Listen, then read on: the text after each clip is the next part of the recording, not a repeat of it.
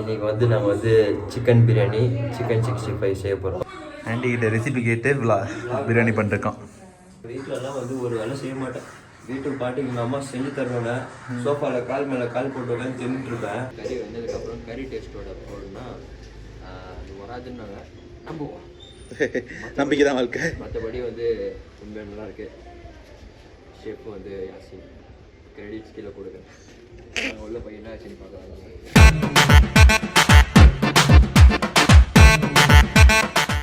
Match cut பண்ணலாம். இங்கே ஒன்று குதிச்சுக்கிட்டு இருக்குது கைஸ். பார்க்கவே அழகாக இருக்குது. ஆமாம், தக்காளி அதிகமாக எனக்கு தெரியுது. அதுதான் ஒரு பிரச்சனையாக இருக்குது கைஸ். இப்போ வந்து அடுப்புலேருந்து இறக்கிட்டேன். இந்த பாருங்கள், பிரியாணியோட மசாலா ரெடி. அப்படியே இங்கே வந்து நான் வந்து ரைஸ் வச்சுருக்கேன். இங்கே முட்டை ஆகிட்டு இருக்குது. பிரியாணி வந்து ஆல்மோஸ்ட் ரெடி. இங்கே ரைஸ் மட்டும் குக் ஆயிடுச்சுன்னா பிரியாணி மிக்சிங் பண்ணிட்டா ரெடி ஆகிடும். அண்ட் இந்த சமயத்தில் நான் உங்ககிட்ட ஒரு விஷயம் சொல்லணும். இந்த கேமரா பின்னாடி வரானே இந்த நான் என்ன பண்ணிச்சு தெரியுமா? கோழி படத்துக்கு போனோம் கைஸ். நைட் ஷோ தான். போகும்போது சேஃபாக கூட்டிகிட்டு போயிட்டோம், ஒன்றும் பிரச்சனை இல்லை. வரும்போது கேப் ஒன்று புக் பண்ணோம் கைஸ். கேப் ஒன்று புக் பண்ணோம். நான் வந்து சரி, நான் பெங்களூர் பார்த்ததில்ல, ஒத்துக்கிறேன். அதுக்கு நான் அந்த கேப் வர பெங்களூர் ஃபுல்லாக சுற்றி காட்டலாமா? என் வீட்டிலேருந்து நாங்கள் வந்து ஒரு 10 மினிட்ஸ் போனோம். 15 மினிட்ஸ் கைஸ் மேக்ஸிமம் இருந்துச்சு. டிராஃபிக்ல 10 மினிட்ஸ் அவ்வளோதான். 6 கிலோமீட்டர்ஸ் தான் இருக்கும் இங்கே தேட்டர். 5.5 நாங்கள் போயிட்டோம். ரிட்டர்ன் வரும்போது எவ்வளோ நேரம் தெரியுமா? half an hour மேலே ஆச்சு. ஊர் சுற்றின ரோடையும் நல்லா சுற்றினா கடைசியில் வந்து கிரைஸ்ட் யூனிவர்சிட்டி ரோட்டில் வந்தான். அது வந்து நான் அதுக்கப்புறம் இவன் சொல்லுவேன். அந்த ரோடு வந்து இவனுக்கு தெரிஞ்சிருச்சு. சரி, வீட்டுக்கிட்ட வந்துட்டோன்னே தலைவன் வந்து என்ன தோணுச்சு, திடீர்னு முருகலாம் ஃபாஸ்ட்டாக போகிறான். இவ்வளோ பெரிய ஸ்பீட் பிரேக்கர் கைஸ், இவ்வளோ பெரிய ஸ்பீட் பிரேக்கர். அம்மா பெருசு. கிட்ட போயிட்டு கம்மி பண்றான். 40ல ஏத்திட்டான். நான் பறகுறேன். நீவா நான் வந்து பறந்துட்டேன். நான் இவர் பறக்க விட்டு சம்பவம் நான் பின்னாடி நல்லா பொறுமையா வந்துட்டு இருந்தேன்.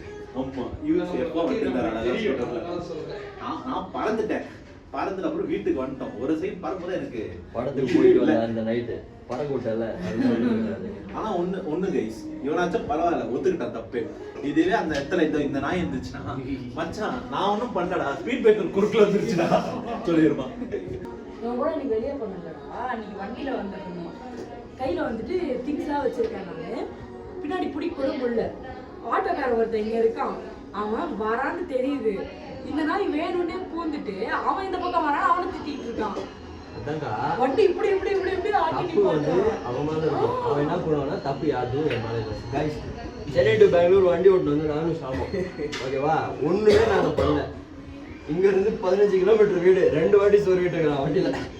ஒரு வாட்டி பலத்தடி, ஒரு வாட்டி அவனுக்கு பலத்தடி, இன்னொரு வாட்டி பலத்தடி. அது பலத்தடி. ஒண்ணு புண்ணியா சொல்லு. சத்தியமான நீங்க சொல்லுங்க. ஏர் கிராக்கா இருந்தா 22 லிட்டர் 25 லிட்டர் கேன் தூக்கி வர முடியுமா? முடியும்டா. இவன் வந்து ஸ்டீல் பாடிடா, ஸ்டீல் பாடி. போடா ஏய், சத்தியமா போடா. ரெட் ரோஸ் போடா. ரெட் ரோஸ் போடா. ரெட் ரோஸ் ரைட்டான சம்பவம். ரெட் ரோஸ் அது அப்புறமா சொல்றேன் கைஸ். அப்புறம் சொல்றேன் அந்த சம்பவம். சாப்பிட்டதுக்கு அப்புறம் வெளியில போயிட்டு அது ஒரு நல்ல ஜாலியான சம்பவம். அதுக்காகவே வீடியோ கச்சேரியும் பார்க்கணும். வந்து சூப்பராக வெந்துட்டு இருக்கு. நான் ரைஸ் தண்ணி கொஞ்சம் கம்மியாக தான் போட்டேன். ஏன்னா வந்து அதுலேயே கொஞ்சம் தண்ணி எக்ஸ்ட்ராவாக இருக்குது. ஸோ இதில் ரைஸ் தண்ணி கம்மியாக போட்டிருக்கேன். நெக்ஸ்ட்டு வந்து இதுலேயும் உப்பு போடல. நாங்கள் வந்து இதில் கொஞ்சம் உப்பு போட்டிருக்கேன். ஸோ வந்து மிக்ஸ் பண்ணதுக்கப்புறம் உப்பு வேணும்னா கலக்கிக்கலாம். நிறைய பேர் உப்பு கம்மியாக சாப்பிட்றாங்க. நல்லா உப்பு நல்லாவே சாப்பிடுவேன். எனக்கு உப்பு கரெக்டாக இருந்தால் சாப்பாடுக்குள்ளே இறங்கலாம் தொண்டைக்குள்ளே. அதனால் வந்து உப்பு நார்மலாக தான் போட்டிருக்கேன். இதில் போட்டுட்டு மிக்ஸ் பண்ணிவிட்டு உப்பு இன்னும் யார் இருக்கணுமோ போட்டு கலக்கலாம். இல்லை எனக்கே உப்பு இன்னும் கொஞ்சம் கம்மியாச்சுன்னா போட்டு கலக்கிட்டு ஃபினிஷ் பண்ணலாம். ஓகேவா? இப்போ என்ன நிலமைனா, இங்கே முட்டை வேக வச்சுருக்கோம். முட்டை இல்லாமல் கண்டிப்பாக பிரியாணி இருக்காது. சொல்லிட்டியா? சரி, இப்போ வந்து ரைஸ் ஆகிடுச்சு கைஸ். என்னன்னா இங்கே வந்து குவான்டிட்டி அதிகமாக இருக்குது. இந்த பாத்திரம் எங்களுக்கு பத்தாது. ஸோ நாங்கள் ரைஸ் குக்கர்லேயே போட்டு மிக்சிங் போட்டுடலாம் அப்படின்ட்டு இருக்கோம். வா, புகை வருது பாருங்க.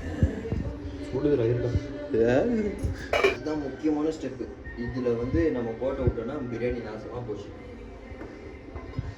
இது வேற தள்ளுது. ஃபஸ்ட்டு பாதி போடுவோம். மிக்ஸ் பண்ணிட்டு அப்புறம் மீதி பாதி போடுவோம்.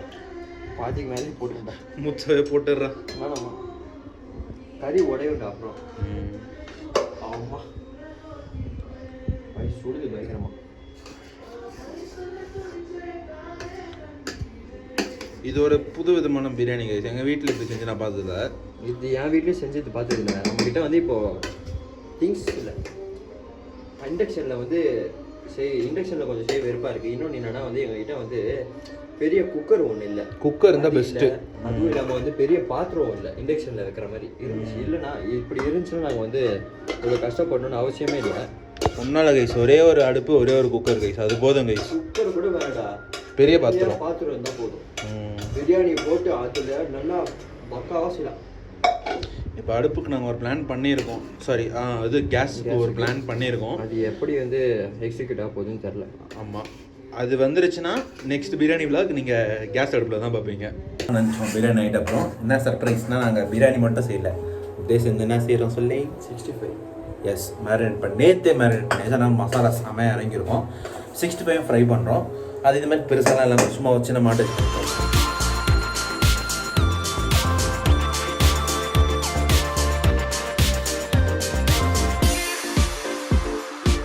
நேற்று வந்து ஊற வச்சுருக்கு. டேஸ்ட் பங்கமாக இருக்கும்னு எதிர்பார்க்குறோம். இவன் இப்போ சொல்ல போகிறான் டேஸ்ட் எப்படி இருக்குன்ட்டு. எப்படா இருக்கு? சூப்பராக இருக்கு உண்மையாக. மச்சாவா? சிக்கன் 65 கன்சிஸ்டன்சியா பயங்கரமாக இருக்குது. ஓகே, சூப்பராக இருக்குது. கடையில் சாப்பிட்ற மாதிரி டேஸ்ட் வருவேன். கடையில் வந்து வேறு மசாலா போடுவாங்க. இது வந்து நான் வந்து சும்மா வீட்லேயே எங்கள் அம்மா கிட்ட ஃபோன் கால் பண்ணி இன்ஸ்ட்ரக்ஷன் வாங்கினால வந்து என் வீட்டில் செய்கிற மாதிரி வந்திருக்கு. ஆனால் என் வீட்டில் வந்து கலர் ரெட் கலரில் இருக்கும். இங்கே வந்து கொஞ்சம் என்ன ப்ரௌன் கலரில் வந்திருக்கு. மற்றபடி சிக்கன் பக்கோடா டேஸ்ட்லாம் சூப்பராக இருக்குது.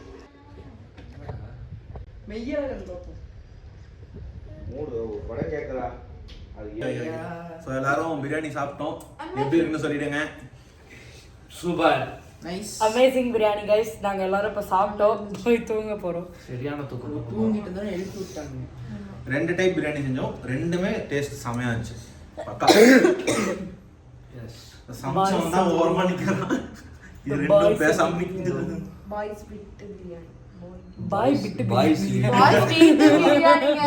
சக்ஸஸ்ஃபுல்லாக பிரியாணி செஞ்சு முடிச்சிட்டோம், சாப்பிட்டுட்டோம். ஆக்சுவலாக வந்து இப்போ நாங்கள் ஒரு 7 பேர் ரிவ்யூ சொல்லியிருப்போம்ல. ஆனால் நல்ல பிரியாணி நல்லா இருந்துச்சு. வயிறு ஃபுல்லாக முட்டை தின்னுட்டோம். கடைசியாக வந்து என் கார்டு கொடுக்கலான்னு சொல்லி வந்தேன். மறக்காமல் அம்மா திட்டுவாங்க சேனலை வந்து சர்ப்ரைஸ் பண்ணி டிங்குன்னு பெல்லைக்கான தட்டினா தான் வந்து நோட்டிஃபிகேஷன் உங்களுக்கு வரும். மறக்காமல் வந்து இந்த பிரியாணி கலர் பார்த்துட்டு 2 பிரியாணி கலர் பார்த்துட்டு உங்களுக்கு எது பிடிச்சிருக்கோ கீழே கமெண்ட்டில் வந்து அரும்பாக்கம் பிரியாணினா வந்து ரெட் ஹார்ட் போடுங்க, ஹைதராபாத் பிரியாணினா ஒயிட் ஹார்ட் போடுங்க. எந்த ஹார்ட் ஜாஸ்தியாக வருதுன்னு சொல்லி பார்ப்போம்.